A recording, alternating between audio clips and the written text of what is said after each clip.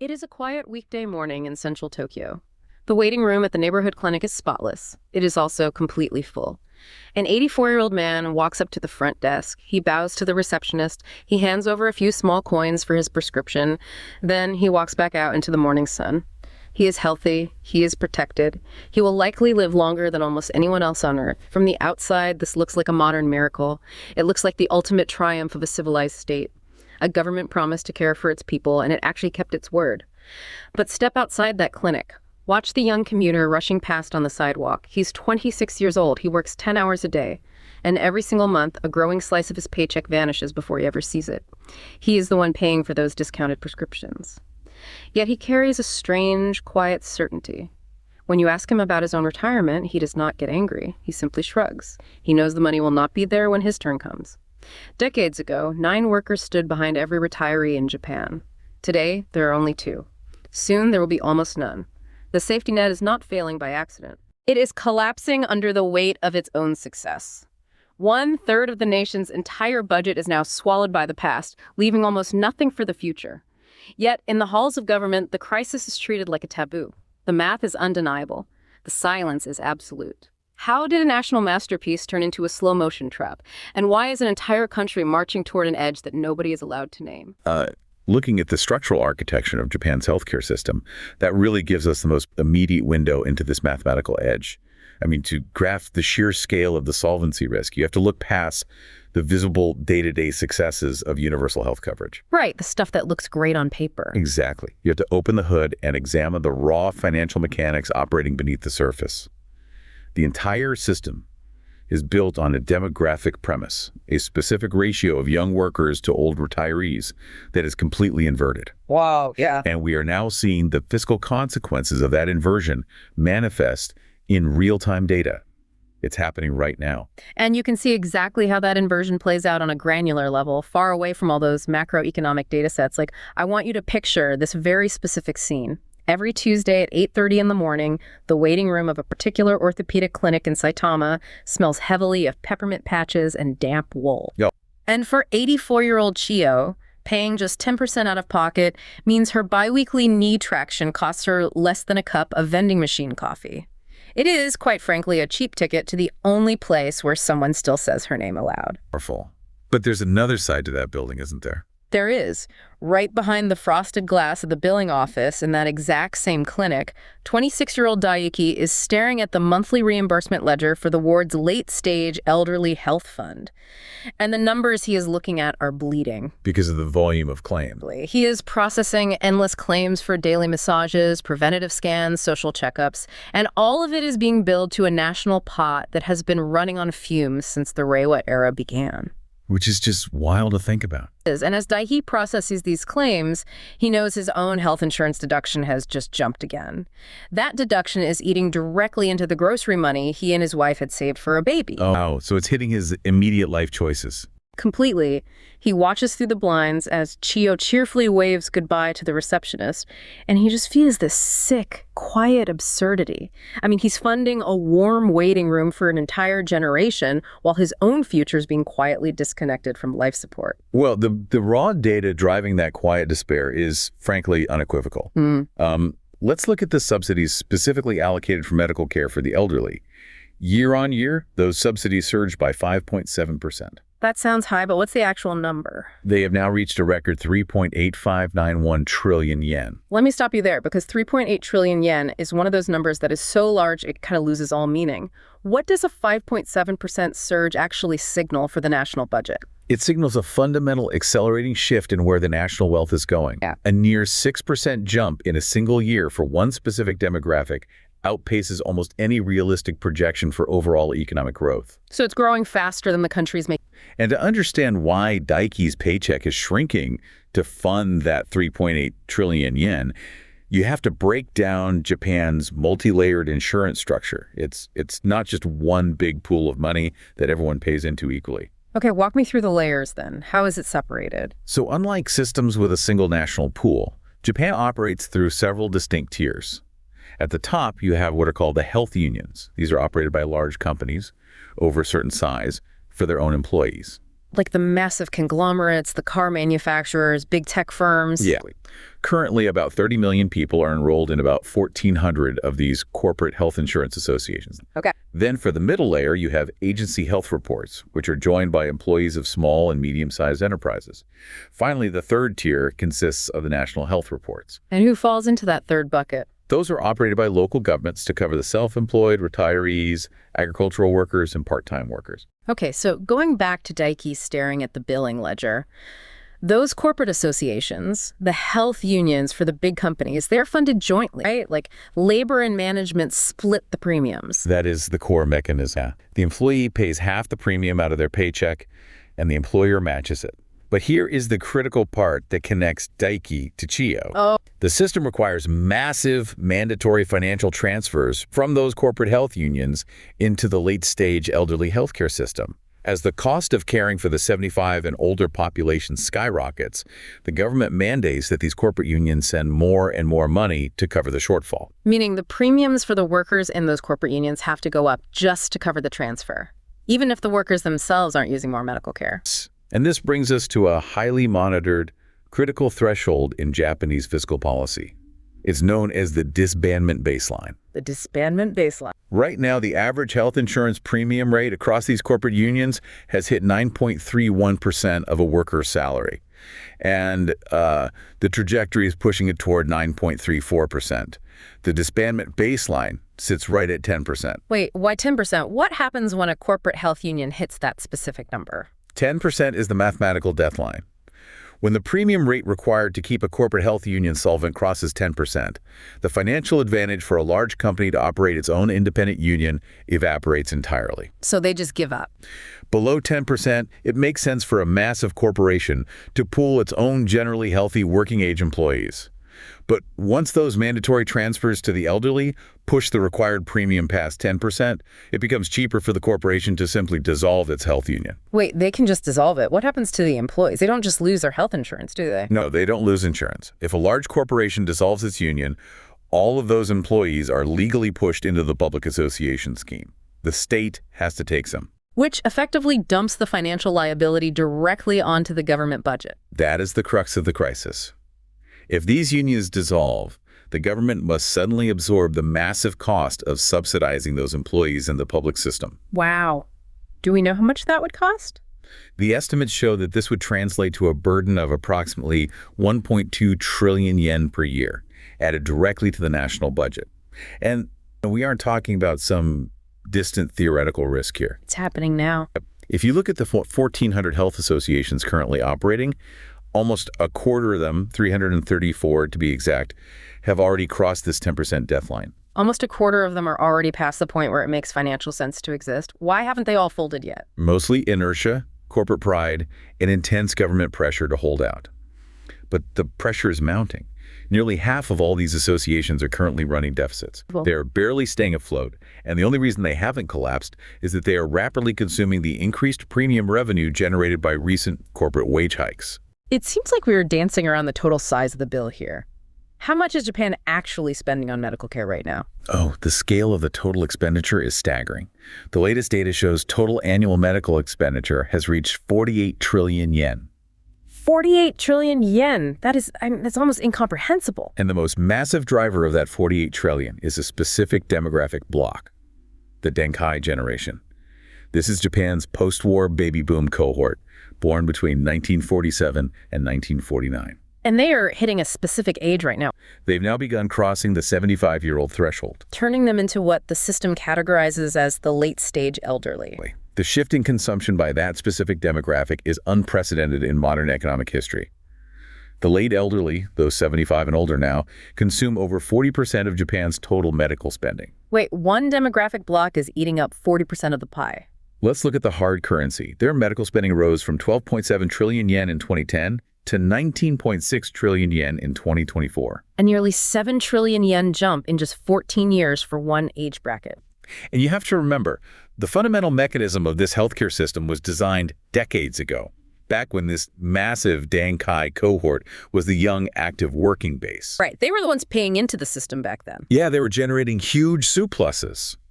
But now, The pyramid has inverted. They're the primary beneficiaries. And because they are no longer working, the skyrocketing cost of their care has to be heavily subsidized by the much smaller, shrinking pool of active workers today.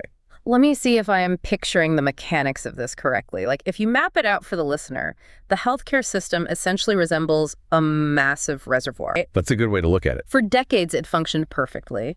The rivers feeding it, the working age contributors were wide and fast, and the evaporation rate, the medical needs of the elderly was low. But now it's like the evaporation rate has suddenly quadrupled. Because that massive, late-stage elderly demographic is pulling from the reservoir every single day. Meanwhile, the feeding rivers have dried up to a trickle. I mean, if the reserves backing the late-stage elderly healthcare system currently hold enough to cover only 0.23 months of benefit expenditure. Which is roughly 1 week of reserves, by the way. Right. If you are running a system with barely a week of buffer, how is a single systemic shock not immediately fatal to the fund? Like, if you introduce a natural disaster, another pandemic, or even just an unexpected spike in the global cost of pharmaceuticals. It seems mathematically inevitable that you would wipe out 0.23 months of reserves in a matter of days. That severe lack of buffering capacity is exactly what makes the fiscal architecture so incredibly fragile. Because the reserves are virtually non-existent, it forces the entire healthcare system to operate on a strict, real-time, pay-as-you-go basis. There's no savings account to dip into when costs spike. None. Meaning any shortfall, any sudden increase in costs must immediately be passed on to the current workforce. It appears on Daikie's paycheck the very next month in the form of higher premiums. Which has to be a severe macroeconomic headwind for the entire country. I mean, think about 2024 and 2025. Japan saw historic, highly publicized wage increases across major corporations. From a macroeconomic perspective, these were celebrated globally as major victories. Yeah, I remember seeing the headlines. Economists were pointing to them as a sign that Japan was finally breaking out of 30 years of deflation and wage stagnation. The idea being that if people make more money, they will spend more money, which stimulates the economy. But the reality on the ground is entirely different. Those celebrated wage increases are essentially being swallowed whole by the relentlessly rising social insurance premiums required to keep that healthcare reservoir from running dry. So the raise vanishes before it even hits their bank account. The policy that was intended to stimulate the economy by giving workers more disposable income is effectively operating as a direct income transfer. The money flows from the corporation to the active worker and then immediately out of the worker's paycheck to fund the elderly healthcare deficit. It is stifling the exact domestic consumption the wage hikes were meant to promote. Because if Daikie's raise is instantly eaten by a premium hike, he still can't afford the grocery money for a baby. The money never hits the local economy. It goes straight to the national ledger to pay for Chio's knee traction and daily checkups. I know. That silent transfer of wealth isn't just happening in the healthcare system. It is the fundamental underlying dynamic driving the pension crisis as well. The math of the pension system is facing the exact same demographic inversion, but it plays out in very stark human terms at the ballot box. Like, I want you to consider this scene outside a community center in Adachi Ward during a recent election. Okay. The rain that morning was relentless, but if you looked at the line of umbrellas waiting outside the polling station, it was entirely gray. The demographic reality of the neighborhood was literally lined up on the sidewalk. Right, the older voters turn out. At 76 years old, Kenji was standing in that line. He held his voting slip with arthritic hands that had spent 40 years pressing steel on a commercial assembly line during Japan's manufacturing boom. He had worked his entire life under the promise of a quiet, dignified autumn. But that promise had slowly evaporated. Yes. Between rising food prices and a fixed pension payout that hadn't kept pace, he was really feeling the squeeze. Now, on the bulletin board nearby, a 30-something political candidate's poster was pleading for generational balance. I think I know what candidate you're talking about. The young politician was proposing a modest 3% reduction in pension disbursements, just 3%. The argument was simple. We have to cut payouts by 3% to save the overall fund from insolvency for the next generation. A logically sound argument on paper. And Kenji's own grandson was 24, working 2 different non-regular contract jobs. The boy hadn't been home for New Year's because he literally couldn't afford the Shinkansen bullet train ticket. Oh. Kenji knew this. He felt a dull, heavy ache in his chest, knowing that his grandson was financially drowning. Yet when Kenji finally stepped behind the cardboard partition to cast his ballot, his hand trembled over the incumbent's name. The older politician who swore on television that not a single yen of the senior pension would be touched. Kenji voted for the incumbent. And it wasn't out of malice toward the youth, nor was it greed. It was the terrifying, humiliating knowledge that without those few thousand yen each month, he would be forced to turn off his kerosene heater come January. Because he was simply too old and too tired to freeze in his own home. Well, Kenji's reality, and the vote he cast, is dictated by the demographic freefall that underpins the entire pension infrastructure. To understand why a modest 3% cut feels like a life or death threat to Kenji, we have to look at the core metric of the system. Which is what? The load-bearing ratio. This is the number of active workers supporting each retiree. Back in 1965, during the height of the economic miracle, Japan had approximately 9.1 workers for every single retiree. 9.1. So the burden on each individual worker was incredibly light. But by the year 2000, as the population aged and birth rates fell, that ratio had fallen to 3.9 workers per retiree. Today, it stands at roughly 2.0. Just 2 workers for every retiree. By 2040, the demographic models project it will drop to 1.5.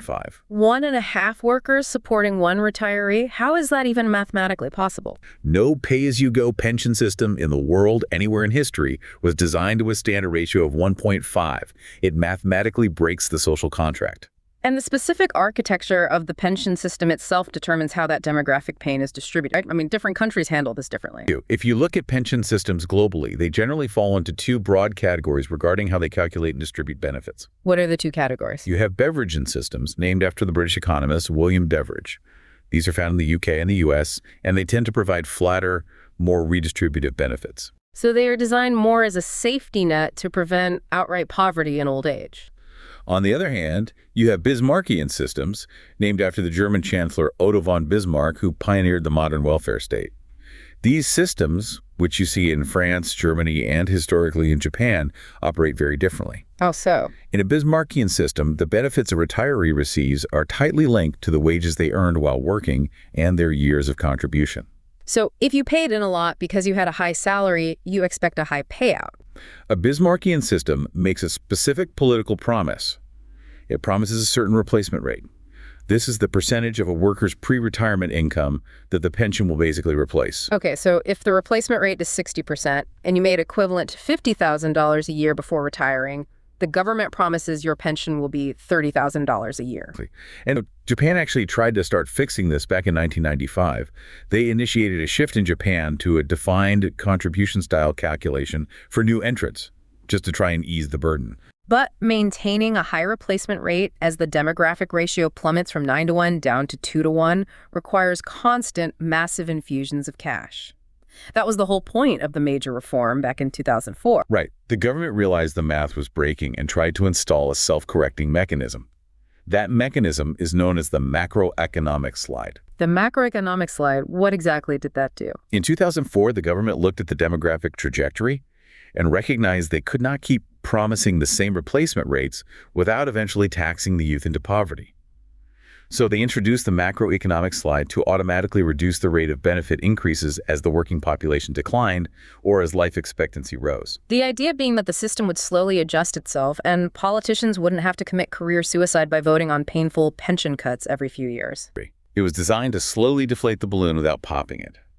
However, if we look at data and analyze its performance over the last 2 decades, it failed to operate as intended. Why did it fail? It sounds good on paper. The fatal flaw of the macroeconomic slide was a legal condition embedded in its design. It required inflation to activate. Wait, why does a pension reform require inflation? Because politically, you cannot easily cut the absolute nominal number on a retiree's check. If Kenji gets 100,000 yen a month, you can't send him a check for 97,000 yen next year without massive outrage. The voters would rebel. So the macroeconomic slide was designed to only reduce the growth of benefits. If inflation is at 3%, normally pensions would rise 3% to match. The slide would activate and only raise pensions by 1%. Oh, the real purchasing power of the pension shrinks. The system saves money, but the nominal number on the check never goes down. But Japan didn't have inflation. Japan spent the last 2 decades in a severe deflationary environment. Yeah. Prices were dropping. So the mechanism was completely frozen. Because there was no inflation, The macroeconomic slide legally could not activate to cut nominal benefits. It only triggered a handful of times in 20 years. It completely failed to make the deep structural adjustments the demographics demanded during those crucial lost decades. So the debt just kept piling up while the population aged? Now that inflation has finally returned to Japan, the slide is technically activating again. But it operates entirely at the margins. It moderates current increases, but it mathematically cannot close the massive structural deficit that accumulated during the deflationary years when the system was frozen. So what's the projection now? The stark projection from financial modeling is that pension replacement rates will drop dramatically. Historically, they replace about 60% of pre-retirement income. The projections now show they will slide to potentially 45% by the 2050s. 45%. I mean, it seems like an inescapable reality of the arithmetic. You cannot mathematically extract a 60% replacement rate from a system supported by only 2 workers per retiree without executing one of 2 extreme options. You either crush the active workers with astronomical tax rates to fund the gap in real time, or you borrow into oblivion, issuing government bonds and transferring the massive debt to generations that haven't even been born yet. And that mathematical reality inevitably collides with the political reality. It creates a state of structural paralysis that researchers often refer to as silver democracy. Silver democracy. That makes sense given the demographics. The World Bank and the Center for Retirement Research have extensively analyzed how demographic aging fundamentally alters political incentives and voting behavior. We see the median voter age shifting upward in many aging democracies. Right, like in the US and Europe. For instance, the US median voter age is rising to 53, and Italy's has moved to 57. But Japan is at the absolute extreme edge of this demographic curve. The median voter is much older. And behavioral economics tells us exactly how an older electorate is going to vote when faced with a system in financial distress. The primary force at play here is loss aversion. Behavioral economists have proven that voters are acutely sensitive to potential losses, much more so than they are to equivalent potential gains. So if you tell a voter they might gain something, they are mildly interested. But if you tell them they might lose a benefit they already have, they become highly mobilized. They pay significantly more attention to negative information regarding their benefits, and powerful constituencies rapidly solidify around protecting the status quo. Furthermore, the data clearly shows that elderly voters consistently demonstrate significantly higher electoral turnout rates than younger cohorts. Because they have the time, they have the motivation, and their primary source of income is directly tied to state policy. Which brings us right back to Kenji in the voting booth, trembling over the incumbent's name. When you view it through the lens of silver democracy, the politician's strategic dilemma becomes incredibly obvious. It's survival for them. Right. If a governing party wants to stay in power, their primary overriding incentive is to delay any loss-imposing actions. They must avoid the blame for cutting benefits to the largest, most reliable voting bloc in the country. And we saw this exact dynamic completely paralyze a highly rational, fiscally necessary reform just recently. Oh, what was the reform? There was a serious government proposal to integrate the pension systems. Specifically, the proposal suggested using the reserves from the employees' pension system, which is relatively well funded by active corporate workers, to supplement the struggling national pension system. The national pension system being the one that covers the self-employed, the part-timers, and non-regular workers. Yes, the weakest pillar of the safety net. From a systemic sustainability perspective, moving reserves from the strong pillar to shore up the weak pillar was a logical consolidation of resources. It made fiscal sense. But I'm guessing the politicians got cold feet. Very cold feet. With a crucial upper house election looming, ruling party lawmakers panicked. They feared a massive voter backlash over the perception that active workers' funds were being diverted to cover the shortfall of others. So they looked at the polling and saw the risk to their own seat. The political pressure from constituents and unions was immense, and the government simply dropped the proposal. A fiscally sensible policy that would have stabilized the baseline pension for millions of vulnerable people was killed entirely by short-term electoral calculus. So when you synthesize all of this, the core conflict becomes glaringly apparent for you listening. Democratic political systems are fundamentally optimized for short electoral cycles, typically 2 to 4 years. A politician has to survive the next cycle. But a demographic crisis of this magnitude operates on a 50-year horizon. A system built on majoritarian voting cannot easily execute the massive intergenerational transfers of wealth and sacrifice required to sustain itself when the recipients of the current benefits hold the vast majority of the voting power. It's structurally gridlocked. The political system is actually functioning exactly as it is designed to. It is responding to the demands of the median voter. But the system is fundamentally unequipped to manage a multi-decade demographic contraction. And the result of that political paralysis falls disproportionately on the working generation. It's a silent, grinding pressure. Take the fluorescent lights of a logistics warehouse break room. They hummed steadily as Naoko peeled open her latest payslip. She didn't even look at her gross earnings. Her eyes skipped straight down to the deductions column. Because that's where the damage is. National pension, health insurance, long-term care. Nearly 30% of her salary as a non-regular logistics coordinator was gone before she even touched it. 30% is devastating on a non-regular wage. It vanished into an invisible ledger that she secretly, deeply believed would be completely insolvent by the time her own hair turned gray. Now, that Sunday, she took the train to visit her father in his suburban home.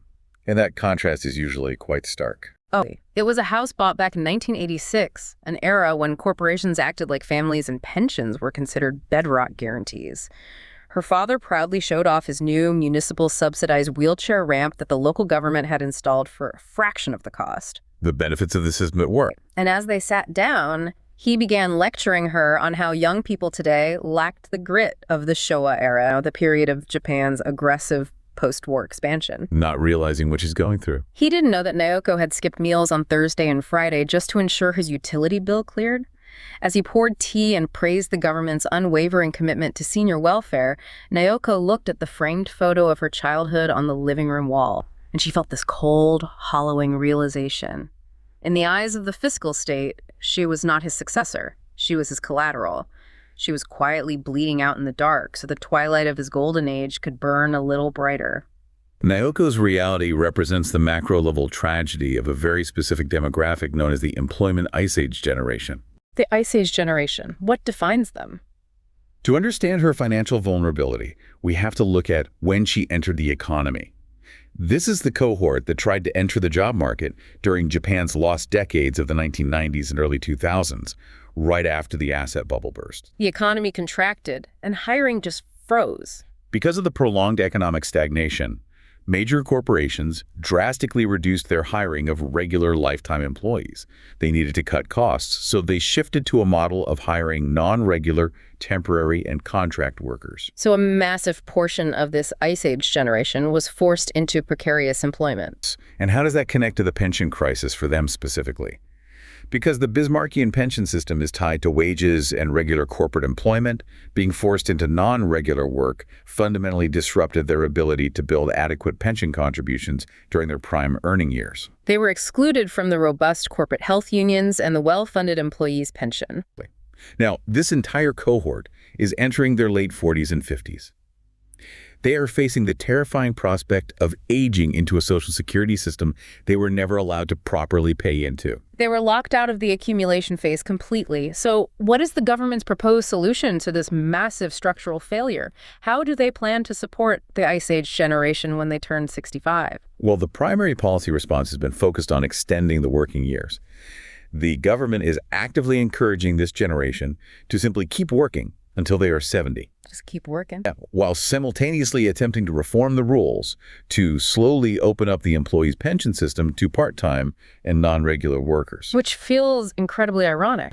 The economic structure failed to provide this generation with stable employment and adequate benefit accumulation during their absolute prime working years. Right. Now, as they approach what should be retirement age, the state's primary solution for their lack of retirement security relies entirely on the premise that they will never actually retire. They will just keep working non-regular jobs into their 70s. The brutal math of this inequality isn't just anecdotal, though. It is explicitly laid out in the data produced by RITI, the Research Institute of Economy, Trade, and Industry. Oh, their data is eye-opening. They use a methodology called generational accounting. And when you look at their calculation of the lifetime net burden ratio, the disparity between Naoko and her father is staggering. Generational accounting is a powerful tool because it strips away the yearly budget noise and looks at the entire lifespan. The methodology calculates the total taxes and social insurance premiums an individual will pay over their entire lifetime and subtracts the total benefits they will receive. So benefits like pensions, healthcare subsidies, public education. It determines if you are a net winner or a net loser in the state system over the course of your life. And the Rieti analysis shows that the generation that is currently 70 years old enjoys a massive positive lifetime income from the state. Because they worked during the boom years when taxes were relatively low. And they are retiring during an era of highly subsidized, expensive medical care. So they receive significantly more in financial benefits than they ever paid in taxes and premiums. Okay, now contrast that with the generation that is currently 0 years old, like infants born today. The Rieti data calculates that an infant born today faces a lifetime net burden of 37.06 million yen. Meaning, over the course of their life, they will pay 37 million yen more into the system than they will ever extract from it in benefits.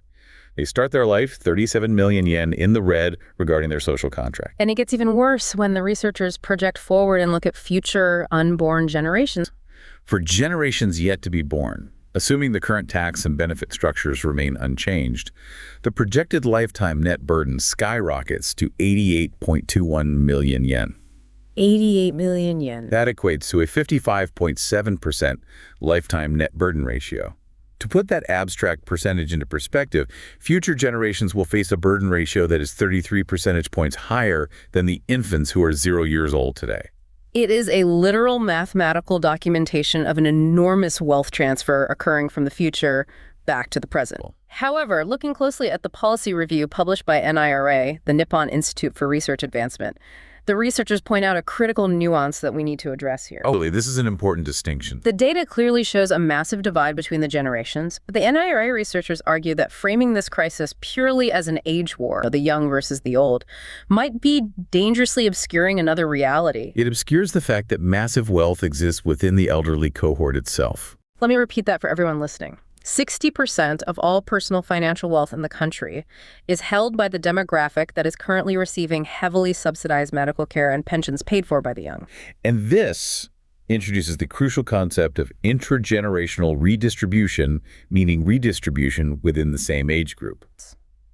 Well, if the ultimate goal is to balance the system and ensure its long-term viability, an argument can be made that the incredibly wealthy segments of the elderly population should be funding the poorer elderly, like Kenji, who was worried about his kerosene heater. Right, rather than passing the bill down to Naoko. Currently, the architecture of the system protects the benefits of the wealthy elderly at the direct expense of precariously employed youth.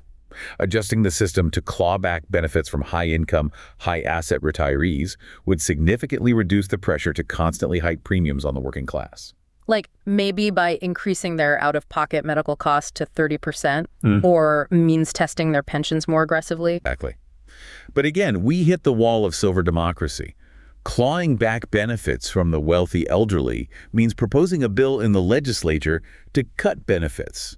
And as we saw with the failed pension integration, politicians are terrified to do that. Right. Because the government refuses to legislate those cuts directly, they have to find another way to balance the books.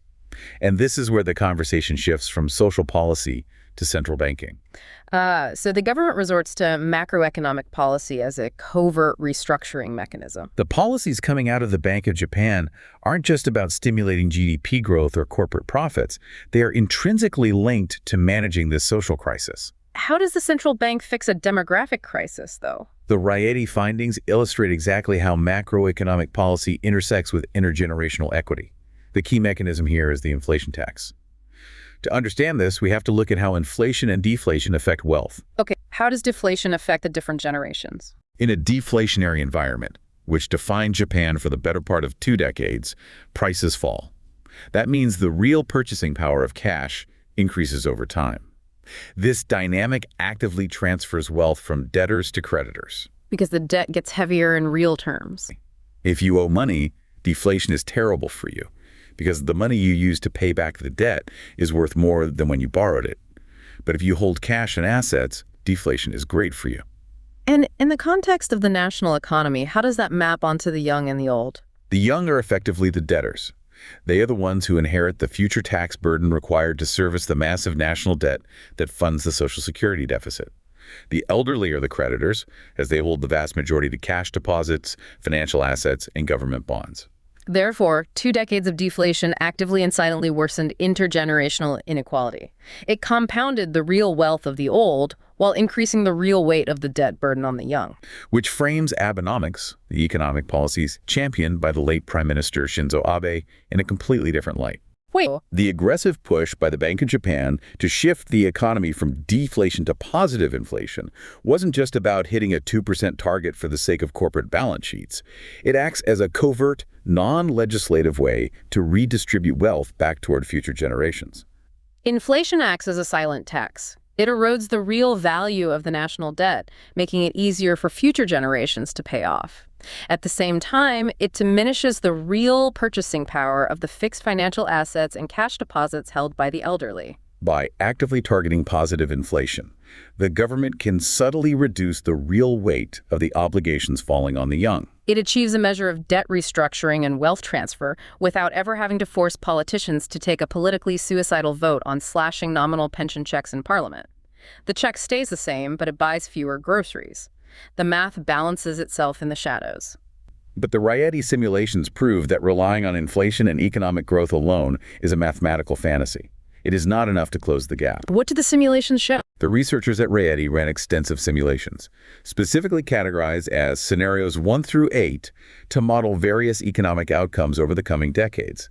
They varied the rates of inflation, wage growth, and productivity. The data demonstrate that even in the most optimistic scenarios, even if the Bank of Japan perfectly achieves its inflation targets and the economy experiences robust, sustained growth, it is mathematically insufficient to close the intergenerational gap. The structural deficit is simply too large to be inflated away. The hole is too deep. To truly balance the lifetime net burden between current and future generations, to actually fix the system rather than just delay its failure, the structural fixes required are extreme. What do those fixes look like according to the models? According to the Rieti models, to achieve true intergenerational equity based purely on structural tax and benefit changes, Japan would require one of 3 radical scenarios. First, they could implement an income tax increase of 2.4 times its current average rate, Which would instantly bankrupt the working class. Second, they could enact an 84% across-the-board reduction in pension benefits. Which would leave millions of elderly destitute overnight. Or third, they could implement a consumption tax hike, raising the sales tax to roughly 22%. And because a 22% consumption tax, an 84% pension cut, or a 240% income tax hike is entirely politically impossible in a system dominated by elderly voters, the government's strategy is essentially one of managed decline. They are expanding debt, relying on the Bank of Japan to generate inflation, to silently erode those massive obligations, and doing whatever it takes to push the final reckoning past the next election cycle. Based on the arithmetic, the trajectory is undeniable. The system will not experience a sudden dramatic implosion. We're not looking at a scenario where the government defaults overnight and the clinics shut their doors on a Tuesday. Instead, what the data points to is a slow, progressive hollowing out of the social contract. Practically, this signals a future where long-term care premiums will likely triple again, mirroring the aggressive increases of the past 2 decades. Out-of-pocket healthcare costs for routine checkups and advanced procedures will steadily rise as the state slowly offloads the burden back onto the patient. Pension replacement rates will continue their downward slide, inevitably dropping below 50% of pre-retirement income. So everyone just slowly gets less. And through it all, the working-age population will see their nominal wage gains heavily squeezed by the dual forces of engineered inflation and relentlessly rising insurance premiums, all to fund the expanding demographic reality of a 75 and older population that the system was never designed to support.